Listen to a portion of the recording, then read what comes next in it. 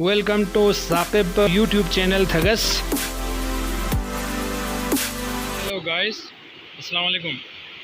आज मैं आपको एक दरख्त के बारे में बताने जा रहा हूँ। ये बेद का दरख्त है जिसको बल्ती ज़बान में चंगमा कहते हैं, और चंगमा यानी बेद की भी कई किस्में हैं।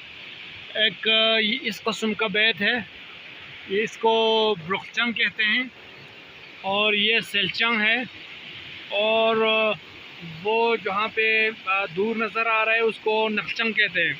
यानी इसके अपनी किस्में हैं।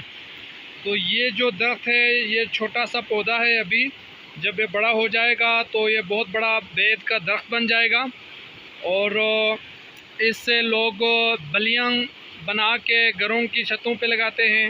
अलावा अजीम इससे जो है ना छतों को ढांपने के काम आता है, और खिड़की दरवाज़े भी बनाए जाते हैं। इसकी लकड़ी जो है बहुत ही सख्त किस्म की है। सफ़ेदा की निस्बत इसकी लकड़ी बहुत सख्त होती है। इससे बहुत मज़बूत चीज़ें बनाई जाती हैं।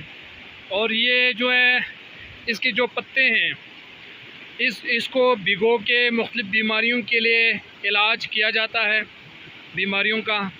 और ये बहुत ही मुफीद चीज़ है।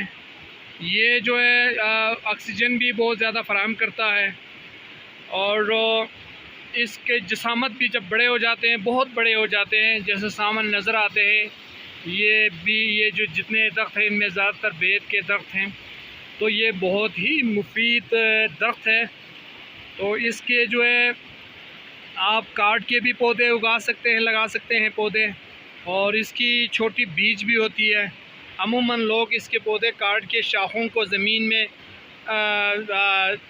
गाड़ देते हैं। इस तरह इससे कोंपलें निकल आते हैं, और ये बड़ा पौधा फिर दरख्त बन जाता है।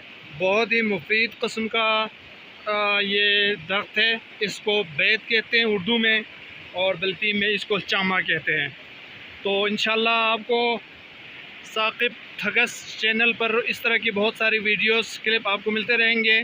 तो आपसे गुजारिश है कि चैनल को सब्सक्राइब करें, लाइक करें, और बेल आइकन पर क्लिक करें। बहुत शुक्रिया।